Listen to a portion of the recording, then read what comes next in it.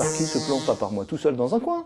Il a été élaboré par des parlementaires de droite et de gauche, de la majorité de l'opposition, par les organisations patronales comme les organisations syndicales. L'avenir des jeunes, ça serait confisqué, ça serait uniquement de droite ou ça serait uniquement de gauche? Non, je crois que c'est un plan équilibré. C'est un plan où on a cherché à trouver la bonne voie pour que tout le monde puisse s'y retrouver. Et je suis sûr que tout le monde s'y retrouve. D'ailleurs, j'ai des attaques paradoxales, vous le rappeliez, Martine Aubry qui l'accuserait de ceci. Oui. Hein. Et je pense vraiment que personne n'aura à rougir. Il faut soutenir la stratégie des jeunes, il faut faire en sorte que ce programme marche, il faut se retrousser les manches. C'est pas un plan, si je puis dire. C'est pas un plan où une fois qu'on a annoncé, il suffit de mettre de l'argent, du carburant et regarder ce qui se passe. C'est un plan où on se retrousse les manches, où on transforme. Est-ce que vous n'aurez quand même pas un problème avec l'UMP?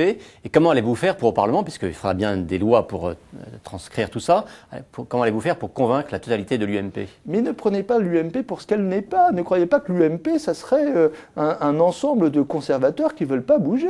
Moi, l'UMP est beaucoup plus ouverte que vous ne semblez le sous-entendre. Et je l'ai vu, je vous assure qu'on aura beaucoup de parlementaires de l'UMP, comme de la gauche d'ailleurs, sont sensibles à la problématique des jeunes, sont des choses qu'ils demandaient eux-mêmes. Moi, je me suis fait gronder par un député UMP sur le thème « Dans ma permanence, j'ai beaucoup de gens précaires » pour lequel la manière dont vous ouvrez le RSA est encore trop restrictive. Et moi je dis attention, parce que quand on ouvre dans des conditions contrôlées, puis on verra dans l'avenir. Là, on est en train de poser les bases d'une politique dans la durée. On pose des expérimentations sur la dotation. Les 3 000 €, ce n'est pas 3 000 € pour tous les jeunes. C'est dans un cadre expérimental, on voit si on arrive à aider certains jeunes à lever les obstacles financiers sur la voie du travail et sur la voie de la formation.